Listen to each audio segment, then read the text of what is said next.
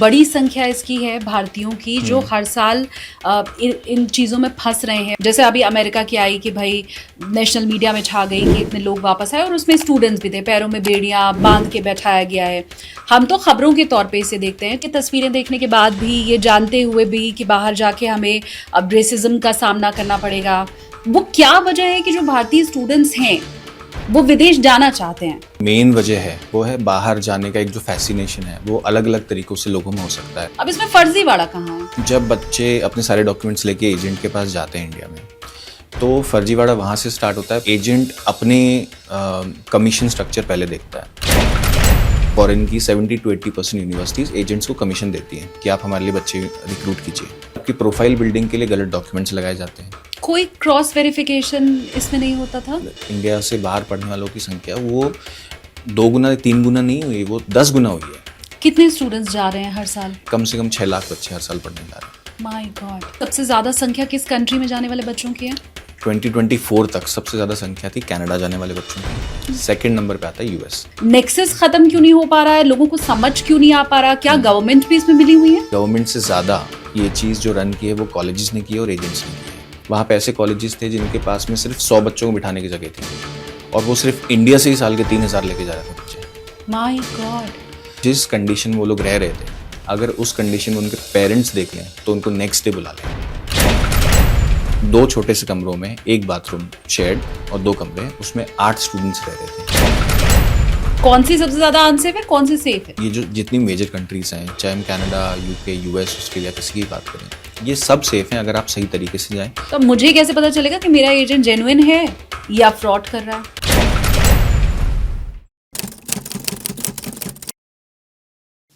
नमस्ते एवरीवन, अपनी कुर्सी की पेटी बांध लीजिए क्योंकि आप देखना शुरू कर चुके हैं take off with SKT. SKT यानी कि मैं शालिनी कपूर तिवारी।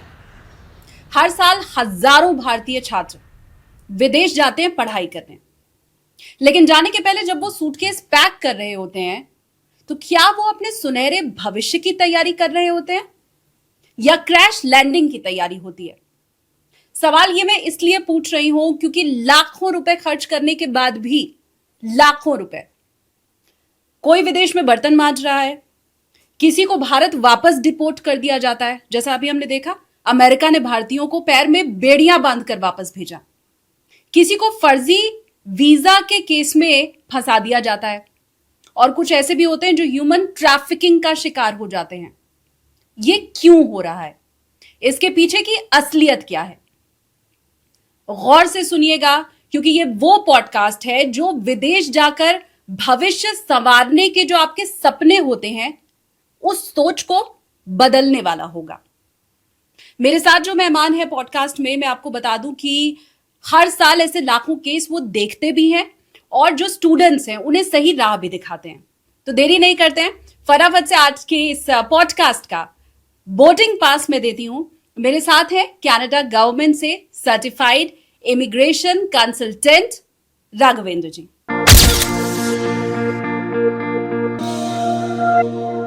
बहुत स्वागत है आपका Raghavendra ji. Thank you so much Raghavendra ji, क्योंकि हम तो इन चीज़ों को तभी सुन पाते हैं जब कोई खबर आती है। जैसे अभी अमेरिका की आई कि भाई नेशनल मीडिया में छा गई कि इतने लोग वापस आए और उसमें स्टूडेंट्स भी थे, पैरों में बेड़ियां बांध के बैठाया गया है। हम तो खबरों के तौर पे इसे देखते हैं। चूंकि आपके पास हर रोज़ स्टूडेंट आ रहे हैं, तो सबसे पहले मैं ये चाहती हूँ कि क्या आप कोई ऐसी केस स्टडी हमारे व्यूवर्स को बता सकते हैं कि आप किसी ऐसे स्टूडेंट से मिले जिसके साथ फर्जीवाड़ा हुआ, धोखाधड़ी हुई, गलत डॉक्यूमेंटेशन पेश किया गया एजेंट के जरिए और वो विदेश पहुंचे और फिर फंस गए? ऐसा कोई केस है आपके पास? हाँ जी। तो ऐसे बहुत से स्टूडेंट, जो अभी 700 फेक एलओएस वाला जो केस हुआ था, उस टाइम पे मेरे पास में 3-4 एक पंजाबी बच्चों का ग्रुप आया था।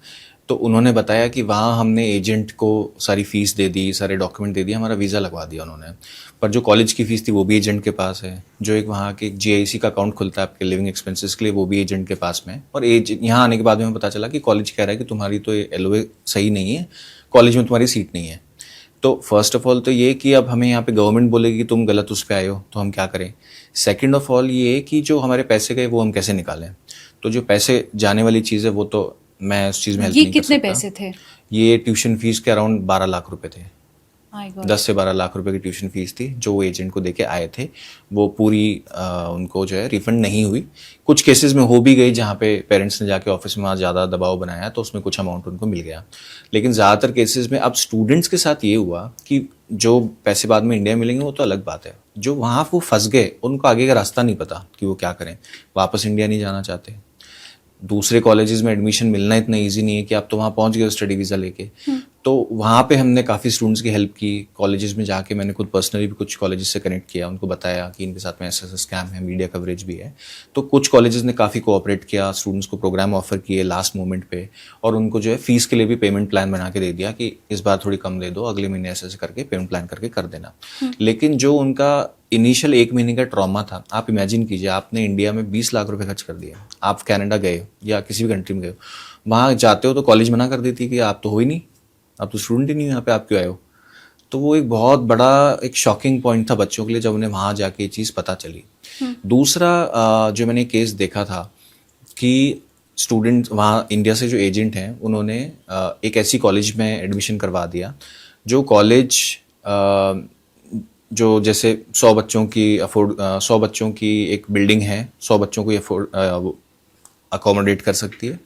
उस कॉलेज में कम से कम 2000 लेटर ऑफ एक्सेप्टेंस इशू हो गए, और वहाँ जाके जब फर्स्ट डे था तो वहाँ लाइन लग गई, 200-300 मीटर तक लाइन लग गई, और बच्चे वेट कर रहे हैं हमारा नंबर आएगा, हम रजिस्ट्रेशन तो कराना ही है। तो फिर वहाँ पे उन बच्चों का जो 30-40 बच्चे थे रजिस्ट्रेशन हुआ, बाकियों को बोल दिया कि घर जाओ ईमेल कर देना, तो अपने डॉक्यूमेंट्स ईमेल कर देना, हम ऑनलाइन रजिस्ट्रेशन कर देंगे।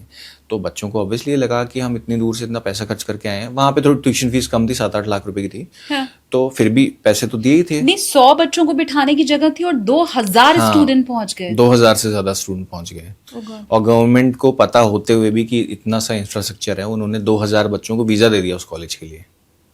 माय गॉड, तो ऐसे इतने बड़े लेवल पर इतने फ्रॉड स्टूडेंट्स के साथ जी। हुआ। ये कनाडा की बात आप ये बता कनाडा रहे की बात है, हाँ। ये प्राइवेट कॉलेजेस की बात है। तो ऐसे भी स्टूडेंट्स के साथ फ्रॉड होते हैं। फिर उनका हुआ, रजिस्ट्रेशन हो गया। फिर उनका उस टाइम पे गवर्नमेंट ने उनके साथ और भी बुरा ये हुआ कि उसी टाइम पे गवर्नमेंट को एक चीज़ पता चल गई कि ये फ्रॉड हो रहा है या जो भी है। तो अब उनको पता चल गई तो उन्होंने कॉलेज बंद कर दिया। कॉलेज बंद कर दिया तो बच्चे बेचारे रोड पे आ गए, वो क्या करें, ना तो उनके पास में कॉलेज का कोई वो है, ना वो, अब गवर्नमेंट ने कह दिया वापस जाओ, वापस ऐसे कैसे चले जाएं, इतने पैसे खर्च करके आए हैं। और जो कॉलेज था जैसे ही उसको बंद किया, कॉलेज ने बैंक्रप्सी डाल दी, तो ट्यूशन फीस नहीं आएगी वापस। तो बच्चों को गवर्नमेंट भी नहीं सोचती है, कई बार उनका हित नहीं सोचती, ये कब फंसा की देती बात है? 2024 की? ये 2023 एंड 4 की, 3 के एंडिंग की बात है। तो उसमें फिर गवर्नमेंट ने भी नहीं सोचा कि हम कॉलेज तो बंद कर देंगे, बच्चों का क्या होगा। तो जैसे ही गवर्नमेंट से थोड़ी स्ट्रिक्टनेस आई, कॉलेज ने बैंक्रप्सी डाल दी बंद करने से पहले।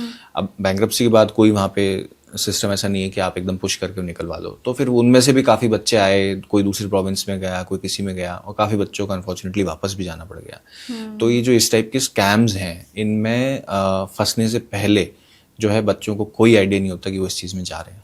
उनको सिर्फ ये लगता है कि लास्ट ईयर मेरे गांव का एक बच्चा गया था, उसने कहा कोई पढ़ाई नहीं है, तू तो आ जा, कुछ नहीं करना, सब सिंपल है, सिंपल लाइफस्टाइल के पीछे भाग गए। हाँ, और हम विदेश जाएंगे और बहुत अच्छा फ्यूचर हो जाएगा।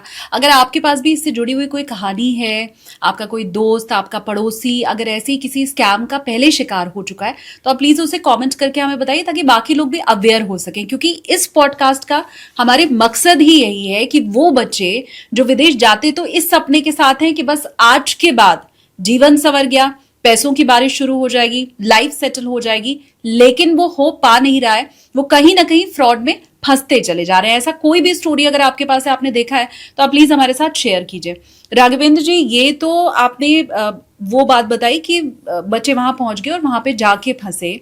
मुझे ये बताइए कि ह्यूमन ट्रैफिकिंग की भी हम बहुत सारी केसेस देखते रहते हैं, खबरों में हम सुनते रहते हैं, तो उसके पीछे की वजह क्या होती है, कैसे वो स्कैम कैसे चल रहा है, और उसकी भी अगर कोई लाइव स्टोरी आपके पास है तो। जी, तो एक केस थोड़ा सा पॉपुलर हुआ था, बहुत ही अनफॉर्चुनेट था, कि यहाँ से इंडिया से गुजरात के एक एजेंट ने एक फैमिली को कनाडा में स्टूडेंट वीज़ा लगवा के भेजा।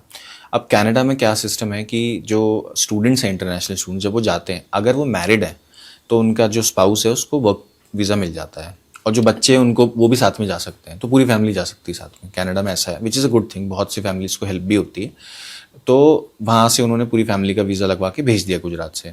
अब उनका एंड मकसद ये नहीं था कि वो कनाडा जाके पढ़े, उनका एंड मकसद था यूएस जाना। तो उन्होंने वीज़ा अपना लगवा के भेज दिया। अब वहाँ पे विंटर्स का टाइम, विंटर्स बहुत हार्श होती है, -40 डिग्री भी हो जाता है वहाँ पे। तो उनको वहाँ से बेसिकली जो उनका गैंग्स और भी इन्वॉल्व थी, ये था कि वहाँ से आपको बॉर्डर क्रॉस करवा देंगे। कनाडा और यूएस में बहुत लंबा बॉर्डर है और बहुत सारा पार्ट जो है अनप्रोटेक्टेड है, तो मतलब वहाँ पे सर्विलेंस नहीं है ज़्यादा।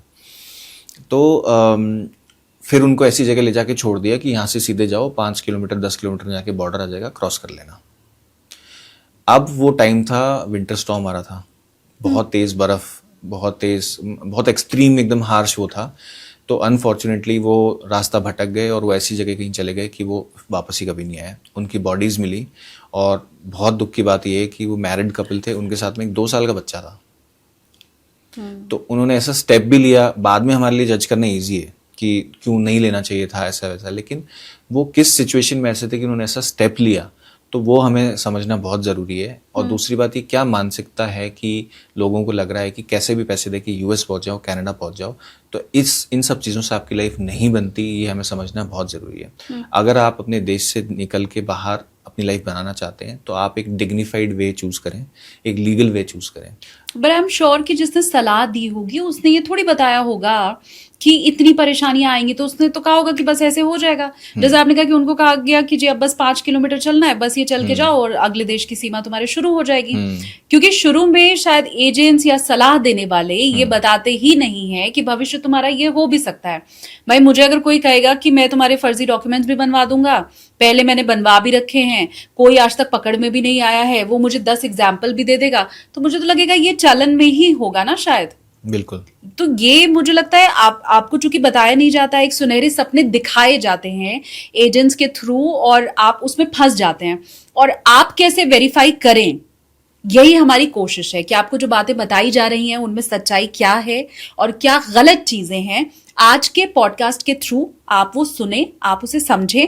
और राघवेंद्र जी क्योंकि ऐसे हजारों बच्चों की मदद अब तक कर भी चुके हैं और उन्हें सही सलाह भी दे रहे हैं, तो एक पूरा गाइडेंस, अभी तो सिर्फ आपने कहानी सुनी है, एक पूरा गाइडेंस इस पॉडकास्ट के जरिए आपको आगे अभी मिलने वाला है। ये 2 केसेस की हमने चर्चा कर ली कि कैसे वहां जाके बच्चे फंस गए, डॉक्यूमेंटेशन कैसे गड़बड़ हुआ।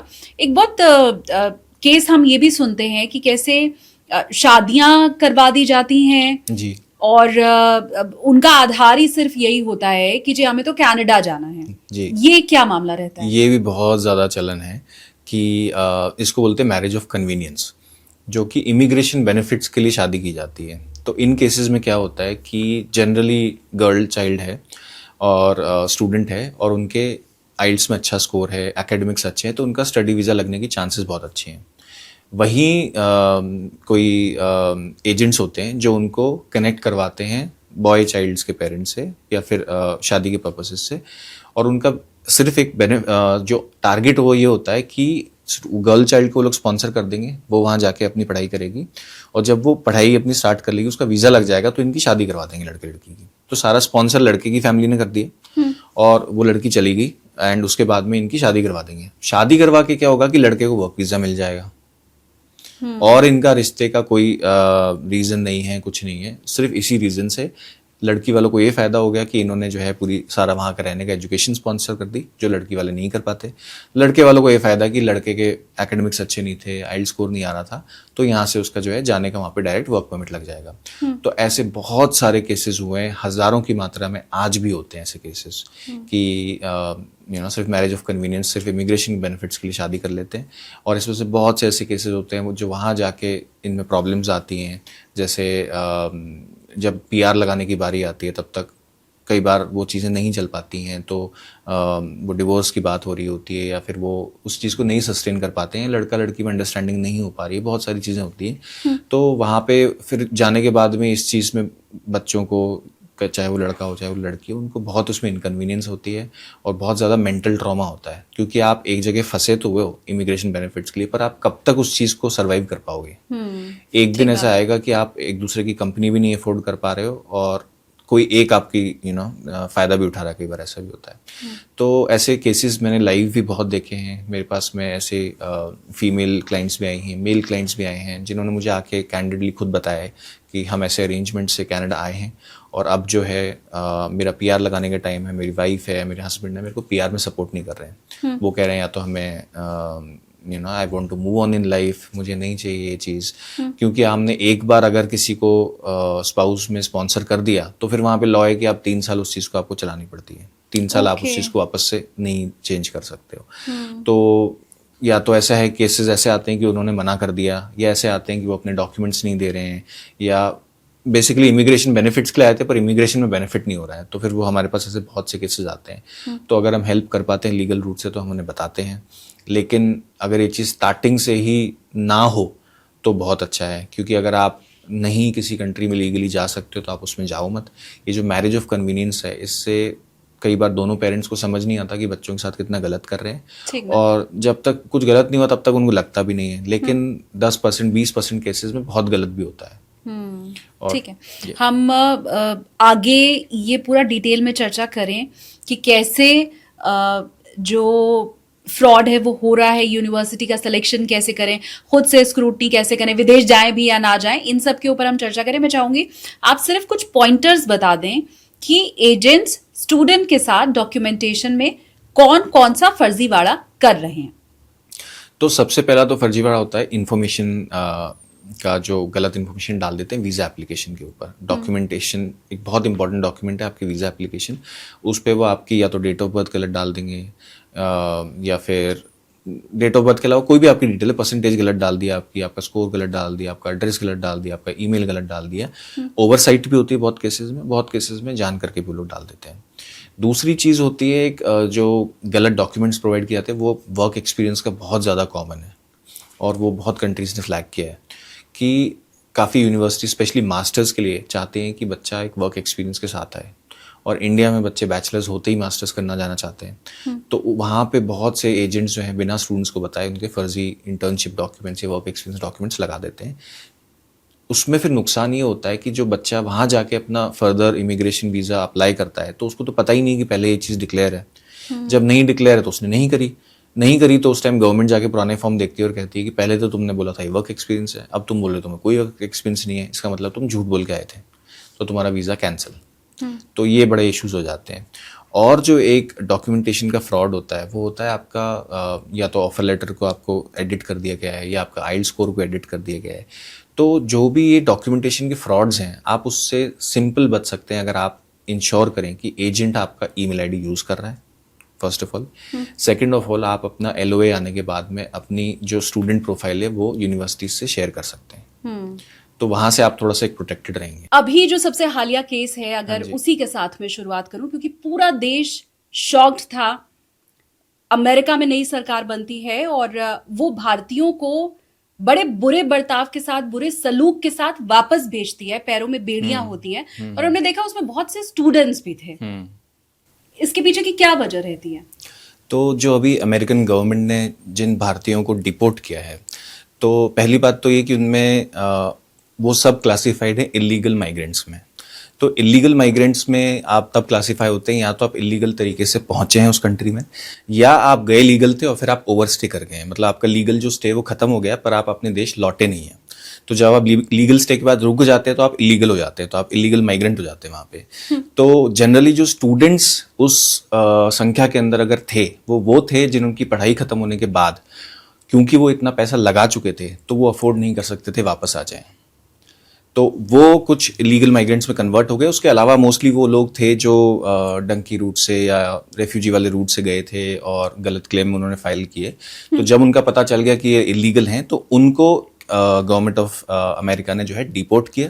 जिस तरीके से डिपोर्ट किया वो हमारे सामने है। ऑब्वियसली वो क्रिमिनल नहीं थे, पर जिस तरीके से डिपोर्ट किया वो बहुत ही निंदनीय है, और उसमें काफ़ी कम उम्र के लोग भी थे जिन्होंने लाइफ में कभी कोई क्राइम नहीं किया। लेकिन इससे जो चीज़ हमें सीखनी चाहिए वो ये है कि हम कभी भी लाइफ में शॉर्टकट्स ना देखें, इलीगल तरीके हम कभी ना अपनाएं। तो अगर हमें बाहर जाने का बहुत सपना भी है, फैसिनेशन, हमें लगता है बाहर जाके हम सक्सेसफुल हो जाएंगे, तो सबसे पहले हमें ढूंढने चाहिए लीगल तरीके। अब लीगल तरीके ढूंढने में जो सबसे बड़ी परेशानी लोग सामना करते हैं वो ये कि वो डिफ़िकल्ट होते हैं, इसलिए वो आसान तरीके ढूंढते हैं और उस तरफ जाते हैं। लेकिन एक बड़ी संख्या इसकी है भारतीयों की जो हर साल इन चीज़ों में फंस रहे हैं, और मुझे लगता है हम एक एक करके अगर उन सब के ऊपर चर्चा करें तो सबसे पहली बात तो ये कि ये तस्वीरें देखने के बाद भी, ये जानते हुए भी कि बाहर जाके हमें अब रेसिज्म का सामना करना पड़ेगा, बहुत से ऐसे स्टूडेंट्स हैं, हमने देखा है कि बीते दिनों उनकी हत्या तक की खबर आई है। ये सब होने के बाद भी वो क्या वजह है कि जो भारतीय स्टूडेंट्स हैं वो विदेश जाना चाहते हैं? क्या ये एक नाक का सवाल है, या भारत में अच्छे कॉलेज ही नहीं है, हमारी पढ़ाई अच्छी नहीं है, हम अच्छा फ्यूचर ही नहीं दे सकते बच्चों को? क्या वजह है? देखिए, इसमें जो मेन वजह है वो है बाहर जाने का एक जो फैसिनेशन है, वो अलग अलग तरीकों से लोगों में हो सकता है। एक हो सकता है आपकी रिश्तेदारी में, नेबरहुड में कोई गया है, आपके शहर में, आपके गाँव में कोई गया है, तो आपको एक वो भेड़ चाल से आप कह सकते हो कि आपको बाहर जाना है। दूसरा, बहुत से ऐसे एक्चुअली जेन्युइन स्टूडेंट्स हैं जिनको पता है कि बाहर की अच्छी यूनिवर्सिटी में उनको अच्छा एक्सपोजर मिल सकता है, और बाहर की जो एजुकेशन सिस्टम है, जिस पे हम डिटेल में बात बाद में कर सकते हैं, एजुकेशन सिस्टम में काफ़ी ऐसी चीज़ें जो इंडिया या तो लूज़ कर चुका है या अभी तक डेवलप नहीं की है। तो बाहर का एजुकेशन सिस्टम की अगर हम बात करें तो काफ़ी अच्छा है। इंडिया में कुछ यूनिवर्सिटीज़, कॉलेजेस बहुत वर्ल्ड क्लास है, टॉप क्लास है, लेकिन उनमें कितने बच्चे जाएंगे? तो अगर इंडिया में हर साल let's say 1 lakh university seats की रिक्वायरमेंट है, तो जो अच्छे हैं उनमें तो 1000 भी नहीं है। जस्ट फिगर ऐसा नहीं है। हाँ, उनमें मतलब वैसे 1000 हैं पर 1% है, 1% भी उनके अंदर पूरा सब मिला के नहीं है। तो 95% से ऊपर जो बच्चे हैं वो ये सोचते हैं कि हम, और आजकल इंडिया में भी एजुकेशन इतनी सस्ती नहीं है। बाहर की कुछ कंट्रीज़ के अंदर आपको एजुकेशन रीजनेबल रेट पे मिल जाती है, रीजनेबल आपको अच्छा एक्सपीरियंस भी मिल जाता है। तो फिर बच्चे ये सोचते हैं कि बाहर जाने का सपना भी पूरा हो जाएगा, पैसे चलो जहाँ हम ग्रेजुएशन पे 15 लाख लगा रहे हैं वहाँ 25 लग जाएंगे, कोई बात नहीं। फिर एक जो दूसरा बेनिफिट होता है कि इंडिया में जो बच्चे पढ़ते हैं जनरली, जब वो पढ़ाई कर रहे हैं, ग्रेजुएशन या मास्टर्स कर रहे हैं, तो पढ़ाई ही करते हैं। They are completely dependent on parents. वो खुद की कोई अर्निंग नहीं करते। लेकिन जब बच्चे वहाँ पे बाहर पढ़ते हैं तो मोस्टली सब पार्ट टाइम जॉब्स करते हैं। तो एक तो उनको एक्सपीरियंस बहुत अच्छा होता है, तो पेरेंट्स के लिए भी आई थिंक एक अच्छा पॉइंट है, स्टूडेंट्स के लिए भी अच्छा पॉइंट है। लेकिन जो साथ में उनका जो खर्च, पार्ट टाइम जॉब्स करने से उनका खर्चा, जो एक्चुअल एक्सपेंस है ना, वो काफ़ी कम हो जाता है। ओके। तो एक वो भी रीज़न है, और भी काफ़ी रीजंस हैं, जैसे पॉप कल्चर है। पॉप कल्चर ने, स्पेशली पंजाब में जो हमारा पॉप कल्चर है, उसने कनाडा को बहुत फेमस किया है।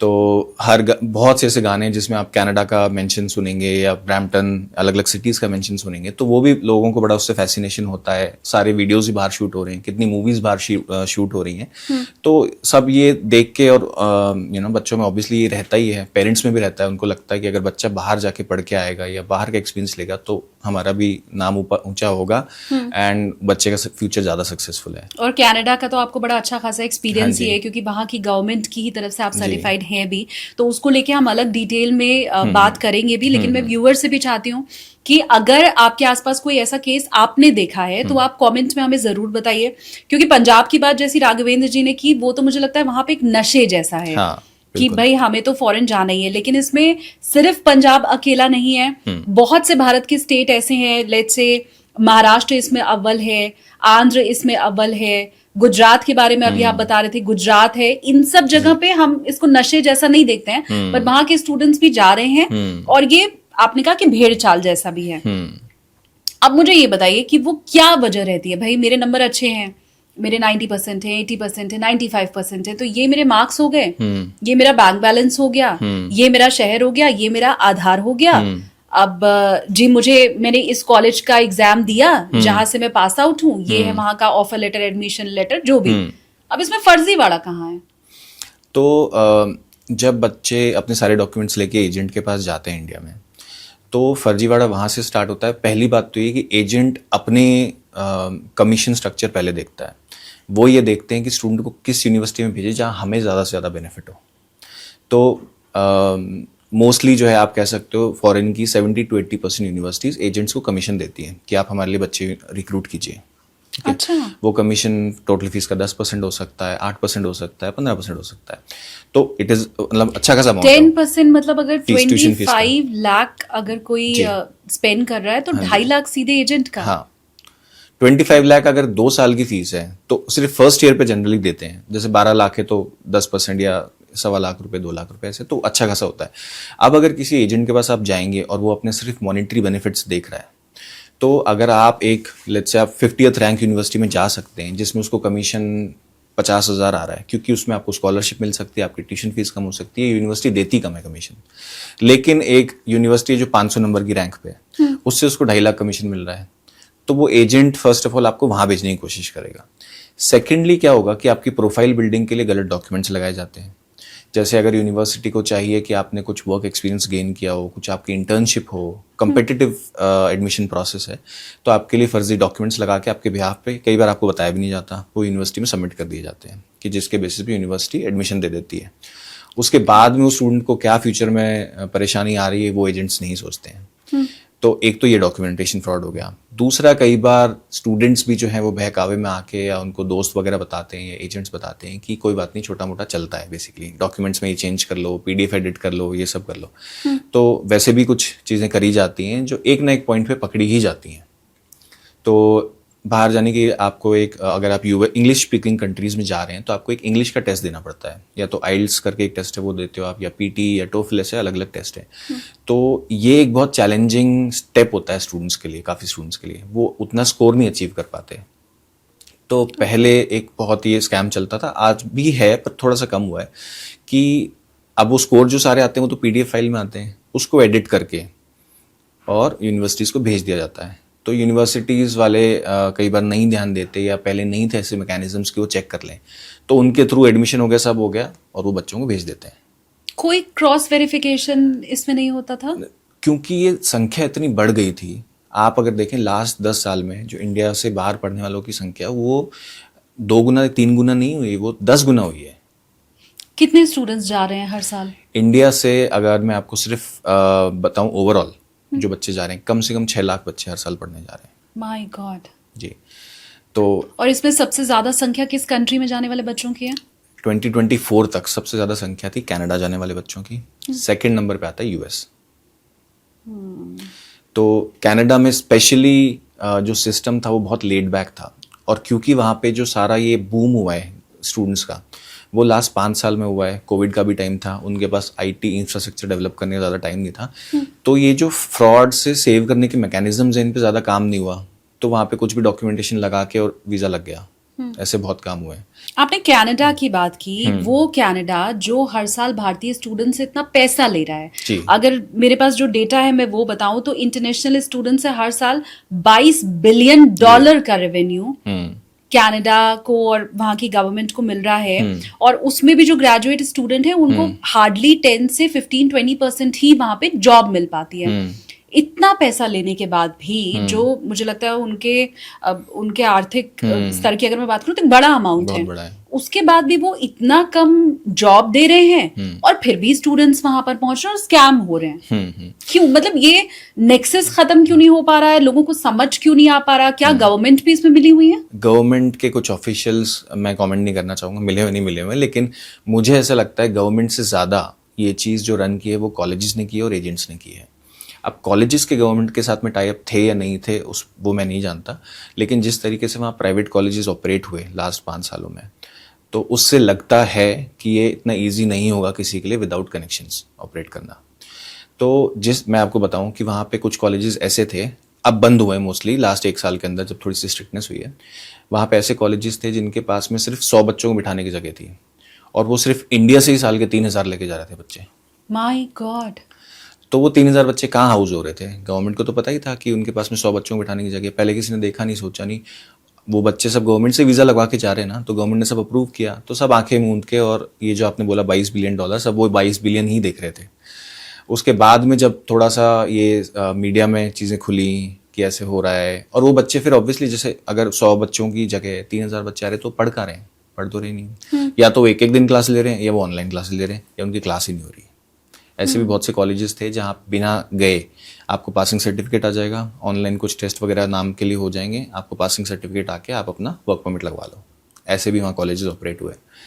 अब क्योंकि ये सब चीज़ें बहुत ज़्यादा हो गई, बढ़ गई, और कनाडा ने अपना हित देखा इस चीज़ में। मैं आपको बताऊँ, आज जो कनाडा में चीज़ें हो रही हैं कि वो लोग स्टूडेंट्स को रेस्ट्रिक्ट कर रहे हैं, इमिग्रेशन को रेस्ट्रिक्ट कर रहे हैं। वो नहीं करते अगर उनके हाउसिंग क्राइसिस नहीं होता। सिर्फ हाउसिंग क्राइसिस के रीज़न से ये सब चीज़ें इनिशिएट हुई, क्योंकि इतने लोग आ रहे थे, उनको रखने की जगह नहीं थी। कनाडा में हार्श क्लाइमेट है, कनाडा में ब्यूरोक्रेसी बहुत ज़्यादा है, तो वहाँ पे बिल्डर्स को एक प्रोजेक्ट, मतलब अगर हाउसिंग प्रोजेक्ट है तो 5 से 6 साल मिनिमम लगते हैं डिलीवर करने में। 6 साल में भी कई बार प्रोजेक्ट डिलीवर नहीं होता। तो हाउसिंग कंस्ट्रक्शन की रेट बहुत कम थी, जो लोग आ रहे हैं उनकी रेट बहुत ज़्यादा थी। हर साल 2 लाख बच्चे तो इंडिया से जा रहे हैं, 2-2.5 लाख। घर उनसे बन नहीं पा रहे हैं, उसके अलावा इमिग्रेशन हो रहा है, उसके अलावा रेफ्यूजीज आ रहे हैं, तो रखेंगे कहाँ उनको। ये जो हाउसिंग का बबल आया, उस चक्कर में इनको सब कुछ रेस्ट्रिक्ट करना पड़ गया। बहुत अच्छी बात है, क्योंकि इससे बहुत सारी गलत प्रैक्टिसेस अनकवर हुई, और जो बच्चों को ये नहीं पता होता था कि वो कहाँ जा रहे हैं। उनको तो ये पता होता था कि हम सस्ती ट्यूशन फीस वाली जगह जा रहे हैं, कोई बात नहीं, छोटी कॉलेज होगी, सस्ती ट्यूशन फीस, पर आप ये बता दो कि तुम्हें कॉलेज ही नहीं जाना, तो कोई बच्चा नहीं जाना चाहेगा। तो यहाँ से कुछ भी बोल के फंसा के भेज दिया जाता था कम ट्यूशन फीस के नाम पे, और वहाँ जाके उनको पता चलता था कि जो इन्वेस्ट हम सोच के आए थे अपने फ्यूचर में कर रहे हैं, वो इन्वेस्ट तो कहीं और ही, किसी और की जेब में गया है। तो मतलब ये जो खबरें जो मीडिया में भी आनी शुरू हुई है, उसमें भी दरअसल हमारी कोई भलाई नहीं थी, वो वहां की गवर्नमेंट का अपना ही मुसीबत थी, जिसके चलते अब हम कहें कि हम ये शायद पॉडकास्ट भी कर पा रहे हैं, या ये खबरें लोगों तक इतनी पहुंच भी पाई हैं। अब मुझे ये बताइए कि कोई आपके पास कोई ऐसा एग्जाम्पल या कोई ऐसी लाइव केस स्टडी आपके पास हो, किसी स्टूडेंट को आपने देखा हो जिसने अपनी आप बीती बताई हो, वो क्या केस था? तो मैं पिछले 7-8 साल से कनाडा में रहता हूँ, तो एटलीस्ट जो कनाडा के स्टूडेंट्स हैं उनसे मैं बहुत ज़्यादा कनेक्ट करता हूँ, मेरा वहाँ पे ऑफिस भी है।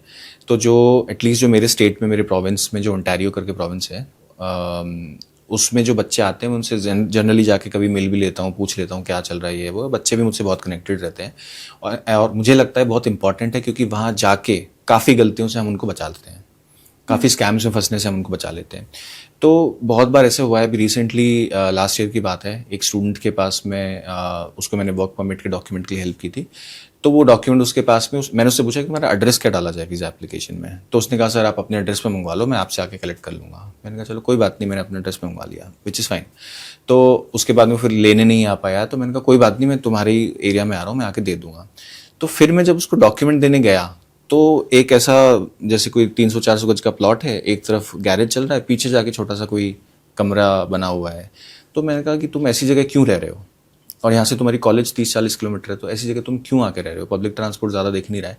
तो उसने बताया कि सर यहाँ पे पहली बात तो हाउसिंग कॉलेज के पास में जो मेरे को एक रूम $800 का मिल रहा है, यहाँ मेरे को $200 में मिल रहा है रूम।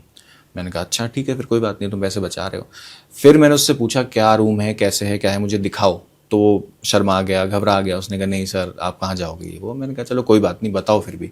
तो मैंने जाके देखा जिस कंडीशन में वो लोग रह रहे थे, अगर उस कंडीशन में उनके पेरेंट्स देख लें तो उनको नेक्स्ट डे बुला लें, क्योंकि 2 छोटे से कमरों में 1 बाथरूम शेड और 2 कमरे, उसमें 8 स्टूडेंट्स रह रहे थे। और कितनी सफाई हो सकती है फिर, और क्या चीज़ें मैनेज हो सकती है, वो हम सब सोच ही सकते हैं। और वहाँ सब रहने के बाद में भी उन बच्चों को जो है प्रॉपर गाइडेंस नहीं मिल पाती, कि फर्स्ट ऑफ ऑल तो वो बहुत अपॉर्चुनिटी मिस कर देते हैं वहाँ जाके।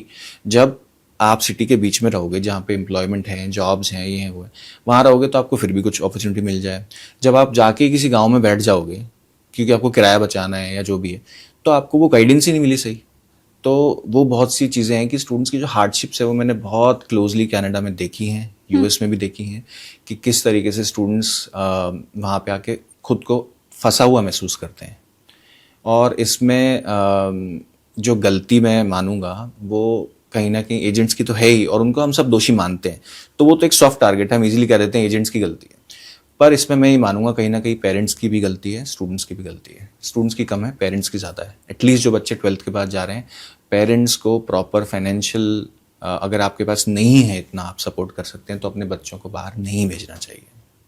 आपको ये नहीं सोचना चाहिए कि आपका 18 साल का 19 साल का बच्चा वहाँ पार्ट टाइम जॉब्स करके अपना खर्चा उठा लेगा, चाहे आपको कोई भी कुछ भी कहे।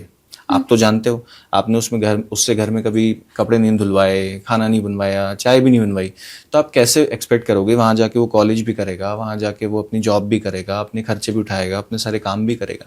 तो ये तो आप ही को सोचने की बात है, आप ही का बच्चा है। और यही वो स्टूडेंट होते हैं जिन्हें जॉब भी नहीं मिल पाती है।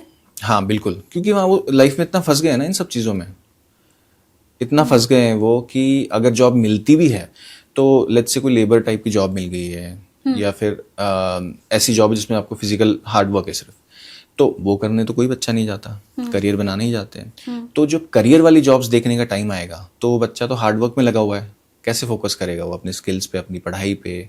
फिर हो सकता है कि बैकलॉग्स भी आ जाए, फेल भी होने लग जाए, प्रोग्राम पास ना हो, तो वो सारी चीज़ें सर्कल हो जाती हैं। एक दूसरा डेटा जो मेरे पास है, ये भी हाल का ही है कि कनाडा ने 700 भारतीय स्टूडेंट्स को फर्जी ऑफर लेटर की वजह से डिपोर्ट कर दिया।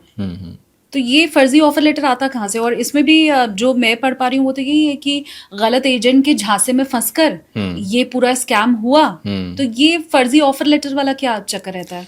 तो ऑफर लेटर जो होता है वो यूनिवर्सिटी का एक तरह से एक्सेप्टेंस लेटर होता है कि हमने स्टूडेंट को अपनी कॉलेज में एडमिशन दे दिया। उस लेटर के बेसिस पे आप वीज़ा एप्लीकेशन फाइल करते हो और आपको गवर्नमेंट वीज़ा दे देती है। और भी डॉक्यूमेंट्स होते हैं पर वो एक इंपॉर्टेंट डॉक्यूमेंट है। तो एजेंट्स ने क्या किया कि जो किसी स्टूडेंट का एक्चुअल ऑफर लेटर पड़ा है उसमें जाके पीडीएफ में चेंजेस करके, पीडीएफ एडिट करना आज कोई बड़ी बात नहीं, नाम एडिट कर दिया, डेट ऑफ बर्थ ये सब एडिट करके, और स्टूडेंट्स को कह दिया ये लो तुम्हारा एडमिशन हो गया, ये रही तुम्हारी सारी रिसीट्स, तुम जाओ। तो स्टूडेंट ने कहा ठीक है, उसके बेसिस पे वीज़ा लगा दिया। अब इसमें गवर्नमेंट की बहुत बड़ी गलती है कि पहली बात तो आपको, आपकी कंट्री में लोग आ रहे हैं तो ये आपकी भी जिम्मेदारी है ना कि आप चेक करो उस चीज़ को। गवर्नमेंट ने नहीं किया, गवर्नमेंट के पास ऐसी चीज़ें, टेक्नोलॉजी नहीं है, ऐसी चीज़ें नहीं है, इतने रिसोर्सेज नहीं है कि वो चेक करें। How can it's possible? It is possible, और ये बहुत कंट्रीज में हो रहा है, और अब धीरे धीरे 2024 में गवर्नमेंट के चीजें पास रिसोर्स नहीं है, मतलब आप कनाडा के लिए बोल रहे हैं जी। कि उनके पास ऑफिसर्स नहीं है चेक करने के लिए, उनके पास रिसोर्स नहीं है, और बस जो भी उनको कागज थमा दिया जा रहा है वीजा दे दे रहे हैं। दे रहे थे, अब थोड़ा सा चीजें सिस्टम चेंज हुआ है। हाँ। और एक बहुत बड़ी जो चीज़ है वो कम्युनिकेशन गैप था इंस्टीट्यूशंस में, गवर्नमेंट में। कम्युनिकेशन गैप से क्या हो रहा था कि जो डॉक्यूमेंट्स थे, ऑफर लेटर, फीस रिसीट, वो तो यूनिवर्सिटीज और कॉलेजेस प्रोवाइड करा रहे थे और गवर्नमेंट वीज़ा दे रहा है। तो इनमें कम्युनिकेशन अगर होगा तो ये फ्रॉड्स काफ़ी बच सकते थे, पर पहले कम्युनिकेशन था नहीं और किसी ने सोचा नहीं। तो उस एजेंट ने जनरली, आप जब था यूज कर रहे हैं ना, हाँ। तो मुझे लग रहा है मेरे व्यूवर्स को ये ना लगे कि ये अब नहीं हो रहा है। क्या ऐसा है? अब ये नहीं हो रहा है?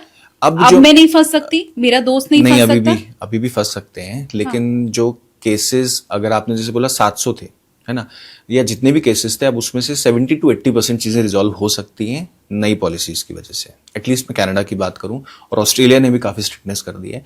पहले तो चीज़ें जब जैसे चल रही वैसे चल रही, कोई सीरियस ही नहीं था ना, बच्चों के साथ जो हो रहा है कोई देख ही नहीं रहा था। बहुत सारे स्टूडेंट्स केसेस हैं कनाडा में, ऑस्ट्रेलिया में, यूएस में, उनको मीडिया कवरेज नहीं मिल रही थी। तो बहुत सी उन स्टूडेंट की हार्डशिप को तो कोई देखना ही नहीं चाहता था। जो ये ऑफर लेटर के सारे स्कैम्स थे वो मोस्टली एक या दो एजेंट से टाइड अप थे, तभी वो सिर्फ 700 पे रह गए। अगर वो अलग अलग एजेंट्स उसमें अनकवर हो जाते तो वो 700 नहीं, वो 5000 भी हो जाते, लेकिन वो इतने अनकवर नहीं हो पाए क्योंकि वो एक या दो एजेंट्स के थे।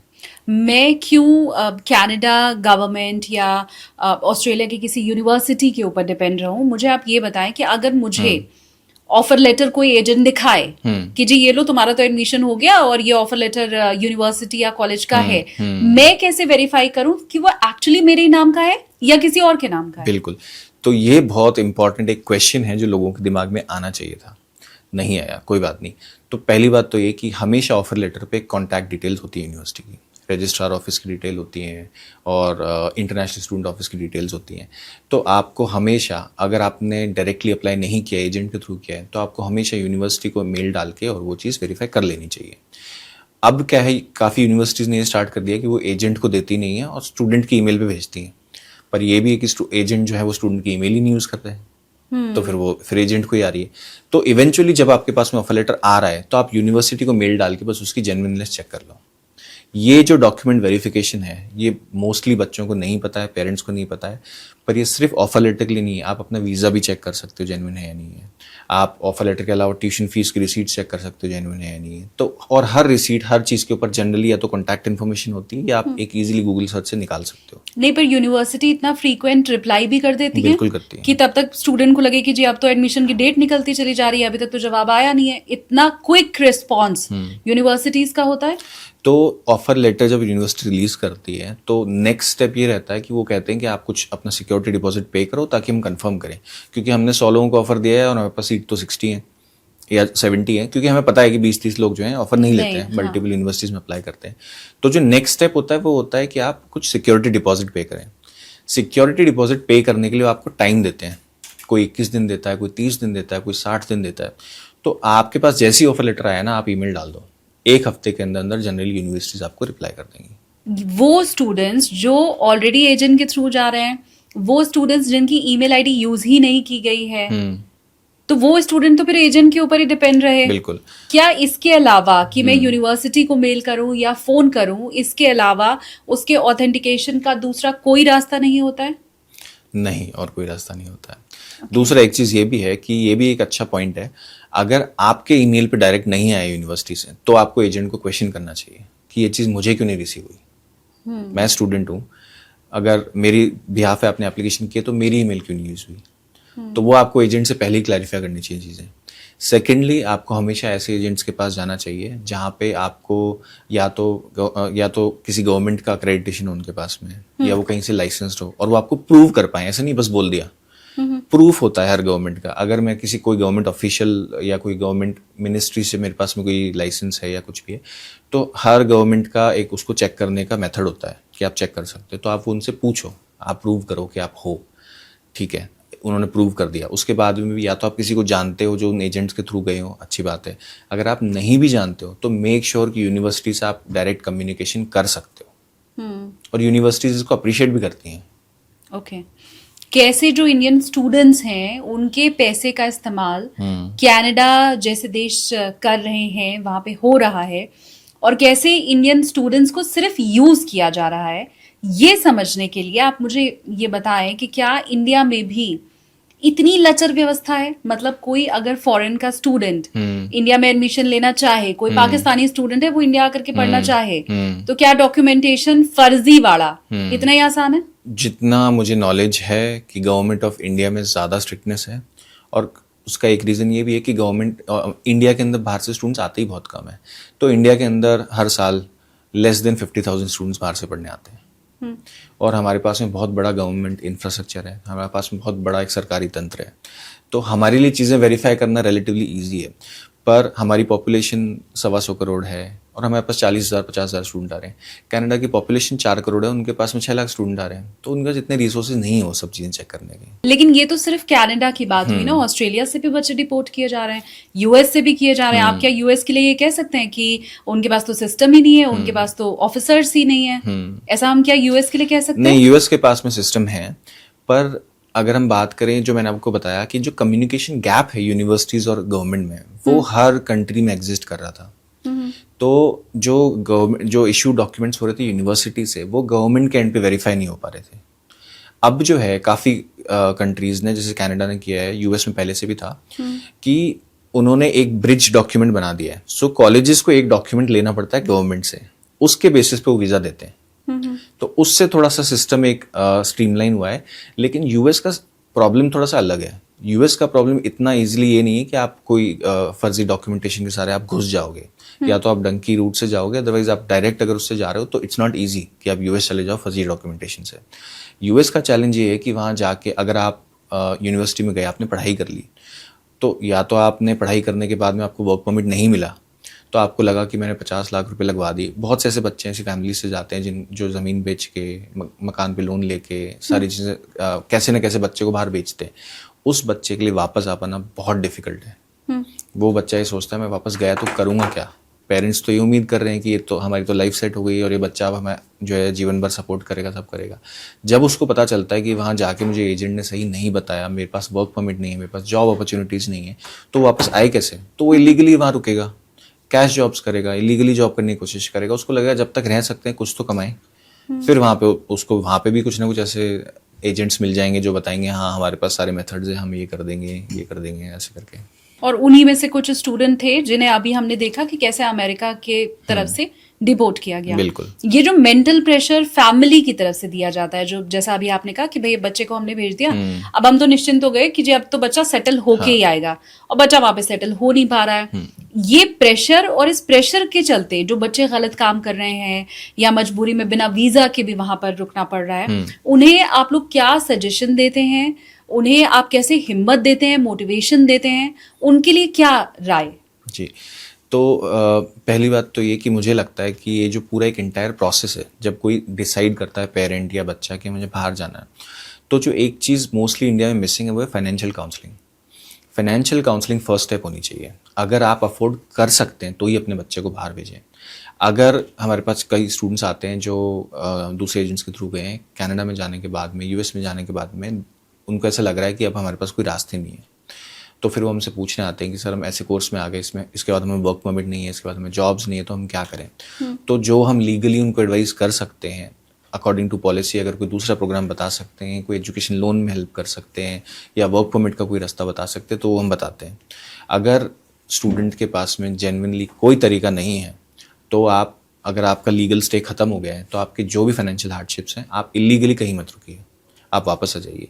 इलीगली रुकने से आपको ये ज़रूर लगेगा कि आप कुछ पैसा कमा लोगे जॉब्स करके, पर आप उस कंट्री में, पराई देश में बहुत वल्नरेबल हो, बहुत से गैंग्स के लिए आप इजी टारगेट हो, बहुत से जो एलिमेंट्स हैं, एंटी सोशल एलिमेंट्स हैं, उनके लिए आप इजी टारगेट हो। जब लोगों को पता चलेगा आप इलीगली रह रहे हो, बचते फिर रहे हो, तो आपको किसी भी गलत चीज़ में इन्वॉल्व कर सकते हैं और आपके पास में कोई पावर नहीं है। तो अगर पेरेंट्स आते हैं हमारे पास कि हमारा बच्चा ऐसे गया है और वो फंस गया है, अगर वो हाफ वे है या गया ही है और हम उसे वापस खींच सकते हैं तो हम हेल्प करते हैं। अगर आप नहीं खींच सकते और कोर्स पूरा हो गया है तो आप अपनी लाइफ को उस हिसाब से प्लान कीजिए कि आपने कहीं इन्वेस्ट किया और आपको घाटा हो गया। लेकिन अपने बच्चे पे ऐसा प्रेशर नहीं बनाना चाहिए कि वो बच्चा ऐसे फील करे कि अब मैं अकेला हूँ और अब जो भी करना है मुझे ही करना है, क्योंकि फिर वहाँ से थॉट्स आते हैं और बच्चे फिर गलत कदम भी उठा लेते हैं। ये केसेस किस कंट्री में सबसे ज्यादा होता हुआ आप देख रहे हैं, और वो कौन सी कंट्री है जिसके लिए मैं कहूँ कि भाई ये तो सेफ है, अगर वहाँ एजेंट भेज रहा है या आप खुद एडमिशन हुआ है आपका, आप पहुंचे हैं, तो वो कंट्री कंपैरेटिवली सेफ है? कौन सी सबसे ज्यादा अनसेफ है, कौन सी सेफ है? देखिए, अगर मुझे लगता है कि ये जो जितनी मेजर कंट्रीज़ हैं, चाहे हम कनाडा, यूके, यूएस, ऑस्ट्रेलिया, किसी की बात करें, ये सब सेफ़ हैं अगर आप सही तरीके से जाएं, सही रिसर्च करके जाएं। अगर हम इंडिया की भी बात करें तो हर स्टेट में, हर शहर में कुछ ऐसे एरियाज़ होते हैं जो हमें अवॉइड करने चाहिए, जो हम नहीं शाम के समय निकलना चाहते या जो रिलेटिवली थोड़े अनसेफ फील होते हैं हमें। तो वैसा ही सेम सिस्टम बाहर भी है। तो आप इतनी रिसर्च कीजिए कि आपको पता हो कि कौन सी सिटीज़ अवॉइड करनी है, कौन सी कॉलेजेस अवॉइड करनी है, कहाँ पे थोड़ा सा एक रेसिज्म का ज़्यादा चांस है, कहाँ पे थोड़ा क्राइम रेट ज़्यादा है। और अगर आप ऐसे एजेंट्स के साथ काम कर रहे हैं जो वहाँ की लोकल नॉलेज अच्छी रखते हैं, तो आपको उसमें बहुत ज़्यादा बेनिफिट मिलता है। तो एक तो ये हमें करना चाहिए कि हर कंट्री में अच्छी चीज़ें तो हैं, पर आप अच्छी जगह जाओ। अगर आप safest country in the world में चले जाओ, जैसे हम डेनमार्क और स्वीडन, ये जो कंट्रीज़ हैं जनरली वर्ल्ड में सेफेस्ट डिक्लेयर होती हैं या जो रैंकिंग जोन में आती हैं, उनमें भी कुछ स्पॉट्स ऐसे होंगे जो अनसेफ हैं। लेकिन सेफ कंट्रीज़ के लिए मुझे लगता है कि सारी डेस्टिनेशन सेफ हैं जो टॉप डेस्टिनेशंस हैं, जैसे यूके, यूएस, ऑस्ट्रेलिया, कनाडा, अभी जर्मनी बहुत अच्छा है, इटली में भी अच्छी जगह हैं, स्पेन बहुत अच्छे जा रहे हैं। तो ये सारी रिलेटिवली सेफ कंट्रीज़ हैं, बट आप थोड़ी रिसर्च करके ऐसी जगह जाइए कि वो आपको वहाँ पे सेफ फील हो। दूसरी बात ये, वहाँ जाने के बाद बहुत ज़रूरी है कि आप अपनी संगत अच्छी रखें। सेम इंडिया वाले लॉजिक है कि यहाँ पे भी अगर आप कॉलेज जाएंगे, अगर आप गलत संगत में पड़ जाएंगे तो आपको गलत रास्ते आप जाएंगे। वहाँ पे थोड़ा सा और ज़्यादा एक्सट्रीम हो जाता है, क्योंकि वहाँ आपके पेरेंट्स की शैडो नहीं रहती है। तो वहाँ पे अगर आप गलत उसमें हैं तो आपको बचाने वाला, फिर आपको पीछे खींचने वाले लोग नहीं मिलते इजीली। तो आप अपनी संगत थोड़ी ठीक रखें, आप याद रखें कि आप पढ़ने गए हैं, पढ़ाई पे फोकस कीजिए। जो कंट्रीज़ बहुत अनसेफ हैं या जो आपको अवॉइड करनी चाहिए, फर्स्ट ऑफ ऑल तो ये वॉर टोन कंट्रीज़ हैं, जैसे यूक्रेन हो गया। बांग्लादेश में बहुत इंडियन स्टूडेंट्स जाते थे पढ़ने, स्पेशली मेडिकल पढ़ने बहुत जाते थे। तो अब आई थिंक वो मार्केट ख़त्म ही है। आई डोंट थिंक कि बच्चों को जाना चाहिए अब बांग्लादेश में। और उसके अलावा कुछ कंट्रीज़ जो या तो वॉर जोन के पास में हैं या फिर जिनमें बहुत ज़्यादा क्राइम है। ऐसी कोई कंट्री नहीं है जिसमें इंडियंस के लिए स्पेसिफिक बहुत ज़्यादा क्राइम है। इन जनरल ज़्यादा क्राइम रेट ऐसी कंट्रीज़ हैं। ईस्टर्न यूरोप में काफ़ी कंट्रीज़ हैं। पोलैंड में कुछ 1-2 अच्छी सिटीज़ छोड़ के आपको अवॉइड करना चाहिए। पोर्चुगल में थोड़ा सा 1-2 सिटीज़ छोड़ के आपको अवॉइड करना चाहिए। इनफैक्ट स्पेन के अंदर भी 2-3 मेजर सिटीज़ छोड़ के आपको, तो आप जहाँ भी जा रहे हैं आपको पता होना चाहिए आप किस जगह जा रहे हैं। सिर्फ यूनिवर्सिटी से नहीं होता आपकी कि आप सोचो कि मैंने यूनिवर्सिटी पता कर ली, ट्यूशन फीस ठीक है, ये वो हो गया, नहीं, ऐसे नहीं। ओवरऑल आपको ये अपना एक्सपीरियंस जो है वो पूरा रिसर्च करना चाहिए। और अच्छी बात ये है कि आज के टाइम पे वहाँ के प्रीवियस स्टूडेंट्स को रीच आउट करना, इंडियन स्टूडेंट्स भी है जो यूनिवर्सिटीज़ में पढ़ चुके हैं, उनको रीच आउट करना ये बहुत ईजी है। आप लिंक्डइन पे फाइंड कर सकते हो इजीली कि वहाँ के जो एलुमनाई हैं उनको, तो आप उनसे भी थोड़ा सा एफर्ट और लगाओ, उनसे कनेक्ट करो। और उनसे अगर आप किसी अच्छे एजेंट के थ्रू जा रहे हैं तो आपको एजेंट भी कनेक्ट करवा देते हैं कि ये स्टूडेंट है, हमने इनको भेजा था लास्ट ईयर, आप इनसे बात कर लो और पूछ लो। एजेंट के थ्रू जाने वाले स्टूडेंट्स के का नंबर क्या है और खुद से जो एडमिशन ले रहे हैं उनका नंबर क्या है? मेरी नॉलेज में ये है कि 60% स्टूडेंट्स एजेंट के थ्रू जाते हैं, 40% स्टूडेंट्स खुद जाते हैं। ओके। अब दोनों चीज़ों के प्रोज एंड कॉन्स हैं। अगर आप खुद से जाते हैं तो काफ़ी चीज़ें जो ना तो आप एक्सप्लोर, क्योंकि आपको पता ही नहीं कि क्या रिसर्च करना है, जैसे वहाँ जाके हमें ट्रांसपोर्टेशन का क्या करना है, वहाँ जाके हमें अकोमोडेशन का क्या करना है, वहाँ जाके हमें क्या चीज़ एक्सपेक्ट करनी चाहिए, किस टाइप के मेजर लेने चाहिए सब्जेक्ट में, क्या सब्जेक्ट्स हमें अवॉइड करने चाहिए, कौन से सेम सब्जेक्ट्स के अंदर भी मल्टीपल प्रोफेसर्स होते हैं, तो आपको कौन से प्रोफेसर की क्लासेस में कोशिश करनी चाहिए आपको मिले, और बहुत सी छोटी छोटी चीज़ें, जैसे सिम कार्ड कौन सा लेना चाहिए। इनिशियली सारी चीज़ें मैटर करती हैं, आपको बस कार्ड कहाँ से मिलेगा, ये सारी चीज़ें उस पर जनरली आप डायरेक्ट कर रहे हो तो आपको इन्फॉर्मेशन थोड़ी कम मिल पाती। और जो एक मेजर नुकसान हो जाता है काफ़ी स्टूडेंट्स को, वो ये है कि वो या तो फॉर्म्स में कुछ गलत इन्फॉर्मेशन भर देते हैं खुद से करने में, या डॉक्यूमेंट कुछ कम ज़्यादा कर देते हैं। तो ऑब्वियसली वो फेक नहीं लगाओगे, आप अपनी एप्लीकेशन लगाओगे तो आप जेन्युइन डॉक्यूमेंट्स लगाओगे, पर या तो आप इन्फॉर्मेशन ओवरसाइट कर सकते हो या कोई डॉक्यूमेंट मिस कर सकते हो। अगर आप रिसर्च में अच्छे हो और आप अपने आप पे ट्रस्ट करते हो इन सब चीज़ों पे, तो आप डायरेक्ट कर सकते हो। एजेंट के थ्रू बेनिफिट ये होता है, जनरली जो जेन्युइन एजेंट्स हैं आपसे चार्ज कम करते हैं, और जो उस छोटे से चार्ज के लिए आपकी जो चीज़ें आपको नुकसान दे सकती हैं, जैसे आपने वीज़ा फॉर्म पे कुछ गलत कर दिया, या डॉक्यूमेंट आपने कोई मिस कर दिया, या अगर आपको यूनिवर्सिटी से कोई किसी चीज़ों के जवाब चाहिए, या आपको उसी सिटी में उसी कैंपस में किसी बच्चे से कनेक्ट होना है, तो एजेंट्स आपको जनरली उसमें हेल्प कर देते हैं। और बहुत सी चीज़ें हैं, जैसे वहाँ जाने के बाद में आपको जॉब्स देखनी चाहिए नहीं देखनी चाहिए, और कौन से एरियाज़ में रहना चाहिए, हर सिटी के अंदर सेफ एरियाज हैं, कम सेफ एरियाज हैं, तो ये सारी इन्फॉर्मेशन आप अगर अच्छे एजेंट्स के थ्रू हो तो मिल सकती है, और जो करियर गाइडेंस है वो भी आपको मिल सकती है। मुझे ये कैसे पता चले, क्योंकि आपने कहा 60% बच्चे एजेंट के थ्रू जाते हैं, मतलब एक बड़ा नंबर जो है वो एजेंट के थ्रू जाने वालों का ही है, तो मुझे कैसे पता चलेगा कि मेरा एजेंट जेन्युइन है या फ्रॉड कर रहा है? तो फर्स्ट ऑफ ऑल तो आप उनसे कोई क्रेडेंशियल्स मांगिए। काफ़ी देशों की कंट्रीज़ जो हैं वो अपने इमिग्रेशन कंसल्टेंट्स को या स्टडी अब्रॉड कंसल्टेंट्स को जो है वो सर्टिफिकेशंस देती हैं या लाइसेंसेस देती हैं, तो आप अपने एजेंट से वो पूछ सकते हो। अगर आपने वो नहीं पूछा है, किसी इंडिया में कुछ स्टेट्स के अंदर एजेंट्स का रजिस्ट्रेशन भी होता है, तो आप रजिस्ट्रेशन मांग सकते हो। लेकिन अगर आपको वो दोनों ही एक्सेस नहीं है, क्योंकि हर सिटी में आपको ऐसे लोग नहीं मिलेंगे। अब जैसे हमारा ऑफिस जयपुर में है, मेरा एक ऑफिस कनाडा में, तो मैं कनाडा में रजिस्टर्ड हूँ और मैंने एक ऑफिस जयपुर में कर लिया क्योंकि मेरा होम टाउन है। पर जयपुर में मुझसे पहले कोई नहीं था जो गवर्नमेंट ऑफ कनाडा से लाइसेंस्ड हो, तो पहले तो एक्सेस नहीं था लोगों को। लेकिन अगर आपको एक्सेस नहीं भी है तो आप एटलीस्ट अपनी डॉक्यूमेंट्स वाली जो स्टेज है उसमें आप सतर्क रहिए। आप कभी भी एजेंट के थ्रू कोई फाइनेंशियल ट्रांजैक्शन मत कीजिए। अगर आपको यूनिवर्सिटी की फीस पे करनी है, आप डायरेक्ट यूनिवर्सिटी के अकाउंट में पे कीजिए। अगर आपको अपना कोई ब्लॉक्ड अकाउंट खुलाना है या फॉरेन बैंक के अकाउंट में खुलाना है, आप डायरेक्ट ट्रांजेक्शन कीजिए। अगर कोई एजेंट आपको ये कहता है कि ये पैसे हमें दे दो, हम यूनिवर्सिटी में फीस भर देंगे, या ये पैसे हमें दे दो, हम आपका ब्लॉक्ड अकाउंट खुलवा देंगे, तो वो चीज़ें आपको अवॉइड करनी चाहिए। वो जेन्युइन नहीं है और वो चीज़ एजेंट्स को करनी भी नहीं चाहिए। तो ये कुछ क्यूज़ हैं जिनसे स्टूडेंट पहचान सकते हैं। और एक बहुत इंपॉर्टेंट और एक क्यू है जो आप स्टूडेंट से पहचान सकते हो, वो हमने पहले ही बात की, ईमेल आईडी।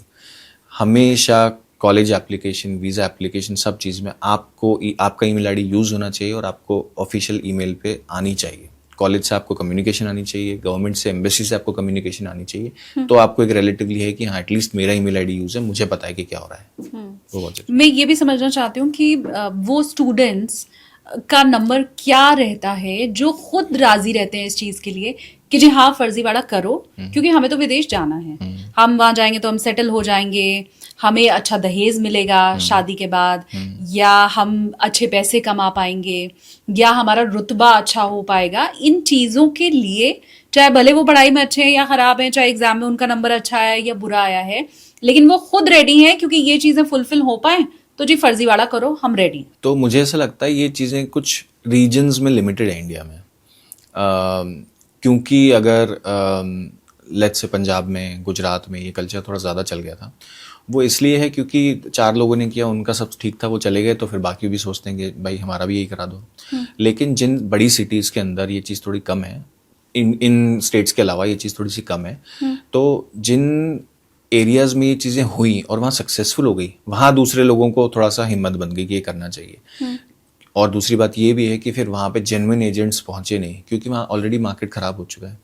तो अगर आप अगर मैं किसी ऐसी जगह जाके बैठ जाऊँ, मेरे पास रोज के 10 स्टूडेंट आते हैं, सब यही बोलेंगे कि सर डॉक्यूमेंट नहीं है, नंबर नहीं है, आइल्स नहीं है, आप तो बाहर भेज दो, ये पकड़ो पैसे। तो मैं, मेरे लिए वो मार्केट ही नहीं है, मैं क्या करूँगा वहाँ पे? मेरे को तो जेन्युइन स्टूडेंट्स चाहिए। तो फिर धीरे धीरे वहाँ पे वैसे ही एजेंट्स डेवलप होने लग जाते हैं जो ये सब चीज़ें में एंगेज करते हैं। तो ये नंबर बहुत बड़ा था लास्ट ईयर तक, मुझे, मेरे पास ऑफिशियल डेटा तो नहीं है, पर ये नंबर बहुत ज़्यादा बड़ा था, कंसर्निंग था। अब अच्छी बात ये है कि मुझे लगता है क्योंकि बाहर की कंट्रीज़ भी थोड़ा रिस्ट्रिक्ट कर रही हैं चीज़ों को, और बाहर जाने का फैसिनेशन मुझे लग रहा है थोड़ा सा कम है इस साल में। अच्छा। हाँ, तो एटलीस्ट इन लोगों को जो जेन्युइन तरीकों से नहीं जा रहे थे, जैसे डिपोर्टेशन वाली, इससे थोड़ा सा डर बैठता लोगों में, हाँ। इलीगल तरीकों से जाने में, तो कुछ इस टाइप की न्यूज़ आई है कि लोगों में अब थोड़ा सा वो है कि जाओ तो जेन्युइन उससे जाओ, और अगर नहीं है तो आई होप इस पॉडकास्ट से लोगों को थोड़ा पता चले कि आप इस तरह के रूट जहाँ आप पैसे देके इलीगली जा रहे हो, और इलीगली का मतलब सिर्फ डंकी रूट नहीं होता। लोगों को लगता है डंकी रूट गए तो इलीगल है, बाकी सब लीगल है, ऐसा नहीं है। अगर आपके डॉक्यूमेंटेशन गलत हैं वो भी इलीगल है। अगर आपने फर्जी अपना आइल्स का या इंग्लिश का कोई स्कोर कार्ड बनवाया वो भी इलीगल है। अगर आपने फर्जी वर्क एक्सपीरियंस दिखाया वो भी आपका इलीगल है। तो किसी भी इलीगल चीज़ से आप दूर रहिए, चाहे आपको 2 रैंक नीचे की यूनिवर्सिटी मिले, चाहे आपको स्कॉलरशिप ना मिले, चाहे जो भी चीज़ है, जो आपकी प्रोफाइल है उसके अकॉर्डिंग जो मिल रहा है आप उसी में जाइए। ईजी वे आउट मत ढूंढिए। आपके पास जो ज़्यादातर स्टूडेंट आते हैं वो क्या सिर्फ इसलिए भी आते हैं कि हम फॉरेन जाएंगे, वहाँ जाके हम पार्टी शार्टी कर पाएंगे, यहाँ बहुत पेरेंट्स का हमारे ऊपर प्रेशर है, हमें हमेशा उनकी निगरानी में रहना पड़ता है, तो वहाँ तो जितना हमने सुना है कनाडा वगैरह में तो भी चल रहा है, पार्टीज भी हो रही हैं, तो क्या ये भी एक रीज़न होता है बाहर जाने का? बिल्कुल होता है। काफ़ी बच्चे जो हैं वो एक अच्छी लाइफस्टाइल के लिए भी जाना चाहते हैं बाहर, लेकिन वाले जो हैं, एटलीस्ट मेरे स्टूडेंट्स में, hope and I am been lucky in that कि मेरे स्टूडेंट्स में कोई इस सब चीज़ों में नहीं पड़ा है। और हम कोशिश करते हैं वहाँ पे भी उनको सही चीज़ें कनेक्शन में रहें, उनको राय देते रहें कि ये नहीं करना है, ये करना है इस तरह से, और किस तरह की आपको संगत मेंटेन करनी है, क्या चीज़ें आपको नहीं, बिल्कुल दूर रहना है आपको। पेरेंट्स से भी हम कोशिश करते हैं हम टच में रहें, और पेरेंट्स को बताते रहें कि हाँ आपका बच्चा हमसे मिलने आया था, ऐसा वैसा है। लेकिन जो लाइफस्टाइल के लिए बच्चे जाना चाहते हैं वैसे भी डेफिनेटली आते हैं हमारे पास में, कि उन्हें एक अच्छी लाइफस्टाइल चाहिए। फिर हमें एक बैलेंस क्रिएट करना पड़ता है कि ऐसी एजुकेशन जो बहुत टफ ना हो, ऐसी एजुकेशन जो बहुत एक्सपेंसिव ना हो, और ऐसी जगह जहाँ पे एक ठीक ठाक एक लाइफस्टाइल मिल जाए बच्चे को, लेकिन सेफ भी हो। सेफ्टी बहुत ज़रूरी है देखना हमेशा। तो ऐसे भी आते हैं बच्चे, और बहुत से बच्चे इतने सुलझे हुए हमारे पास आते हैं। काफ़ी बच्चे ऐसे आते हैं इतना सुलझे हुए आते हैं, उनको एग्जैक्टली पता है उनको लाइफ में क्या अचीव करना है। तो जैसे एक मेरे पास स्टूडेंट था चेन्नई से, इंडिया में अपनी कंप्यूटर इंजीनियरिंग की, यहाँ पे सॉफ्टवेयर में टेस्टर की जॉब कर रहा था, 15,000 रुपये सैलरी मिल रही थी चेन्नई में। तो वो मेरे पास आया, उसने मेरे को स्पेसिफिक कोर्स बताया कि सर मेरे को ये सब्जेक्ट यही कोर्स पढ़ना है। तो हमने कहा ठीक है। उसने कहा सर बजट बहुत कम है, मैं लोन नहीं लेना चाहता, मेरी मदर सिंगल पेरेंट है, और जितना कम से कम हो सकता है करवा दीजिए। हमने कहा ठीक है। उसके लिए एक ढूंढा प्रोग्राम, बताया ये टॉप रैंक तो नहीं है पर करिकुलम अच्छा है और आप जा सकते हैं वहाँ पे। तो वहाँ स्टूडेंट गया, 2 साल का अपना प्रोग्राम किया। उसके बाद में जो उसको फर्स्ट जॉब लगी वो $70,000 की लगी। तो कहाँ इंडिया में 15,000 रुपये और कहाँ 70,000, मतलब 40 लाख से ऊपर का पैकेज हो गया। तो अगर आपने सिंसेरिटी रखी है इन चीज़ों में, और आपने पहले से इतनी अच्छी रिसर्च की, आपको पता है आपको लाइफ में क्या अचीव करना है, तो आपके लिए फॉरेन में बहुत सारी अच्छी अपॉर्चुनिटीज़ हैं। अगर आप इंडिया में लॉस्ट हो तो आप उस टाइम पे ना डिसाइड करो कि आपको फॉरेन में जाना है। अगर आपको यही नहीं समझ में आ रहा तो आपको वहाँ नहीं समझ में आएगा। एक हम छोटा सा रैपिड राउंड फायर करते हैं। मैं आपसे सवाल पूछती हूँ और आप 1 या 2 लाइन में आपको जो भी ठीक लगे उसका जवाब वो हमारे व्यूवर्स को दीजिए। सबसे पहला सवाल तो यही है कि अब्रॉड में पढ़ाई करने जाने का सबसे बड़ा मिथ क्या है? सबसे बड़ा मिथ ये है कि वहाँ पे कोई हार्डशिप्स नहीं है और वहाँ जाते ही लाइफ सेटल है। ओके। तो आपको वहाँ की स्ट्रगल देखना भी बहुत ज़रूरी है, समझना भी बहुत ज़रूरी है। तो ये है। इसके अलावा वो कौन से देश हैं जहाँ पर जाने से स्टूडेंट्स को बचना चाहिए? बांग्लादेश नहीं जाना आज के टाइम पे, एंड कुछ ईस्टर्न यूरोपियन कंट्रीज़ हैं जहाँ पे आपकी जनरल सेफ्टी कुछ इश्यूज़ हैं, तो वहाँ मत जाइए। उससे जो आपको चीज़ें अवॉइड करनी है वो है कि जो मेजर डेस्टिनेशंस है आप उसमें कौन सी सिटीज़ अवॉइड कीजिए। तो हम कनाडा के लिए अभी काफ़ी सुन रहे हैं कि वहाँ पे इंडियंस के अगेंस्ट थोड़ा क्राइम हो रहा है या फिर रेसिज्म भी है थोड़ा सा। तो आपको यहाँ की मीडिया तो बता रही है कि कनाडा में हो रहा है, पर आप उसको रिसर्च करेंगे तो आप जानेंगे 1 या 2 सिटीज़ में हो रहा है।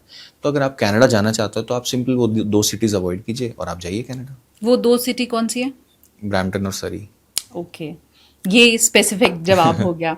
अच्छा, अब्रॉड में पढ़ाई से जुड़ा हुआ अगर मैं बहुत बड़े किसी स्कैम की या घोटाले की बात करूं तो वो क्या है? जो सबसे बड़ा घोटाला होता है, एक है बंडल पैकेज होता है। उसमें एजेंट्स क्या करते हैं, एंड कहीं ना कहीं उसमें पेरेंट्स की भी गलती होती है, कि वो एक लमसम अमाउंट बता देते हैं कि हम आपके बच्चे को बाहर भेज देंगे, 30 लाख रुपए खर्चा होगा, अगर तो बच्चे का वीज़ा नहीं लगा तो आप एक भी रुपया मत देना। तो पेरेंट्स कहते हैं ठीक है, इट्स अ गुड डील, खुद रिसर्च नहीं करते हैं, या बहुत से पेरेंट्स ऐसे भी जो ऐसी जगहों से जाते हैं नई चीज़ें समझते हैं, तो वो उस केसेस के अंदर एजेंट्स सब कुछ गलत इन्फॉर्मेशन, गलत डॉक्यूमेंट सब लगा देते हैं, बाय हुक और क्रुक उनको वीज़ा अप्रूव करवाना है, क्योंकि जो ट्यूशन फीस है, जो सारे एक्सपेंसेस, वो मिला के खर्चा तो 15 ही हुआ है, और उन्होंने 30 लाख कोट किया हुआ है, तो वहाँ से उनको डायरेक्टली 15 लाख का प्रॉफिट है, तो वो बाय हुक और क्रुक वो वीज़ा एप्लीकेशन अप्रूव करवाना ही चाहते हैं। तो एक ये बहुत बड़ा जो है फ्रॉड चल रहा है। इसके अलावा अब्रॉड में पढ़ाई करने जब हम जाते हैं तो सबसे बड़ी गलती क्या होती है? सबसे बड़ी गलती होती है एक तो गलत सिटी चूज़ करना और एक गलत यूनिवर्सिटी चूज़ करना। जो हम यूनिवर्सिटी रैंकिंग्स के बारे में बहुत स्टूडेंट्स को एक डाउट होता है कि हमने बस क्यूएस रैंकिंग देख ली और सब कुछ अच्छा है, लेकिन जो यूनिवर्सिटी रैंकिंग्स होती हैं उनके अलग अलग पैरामीटर्स होते हैं।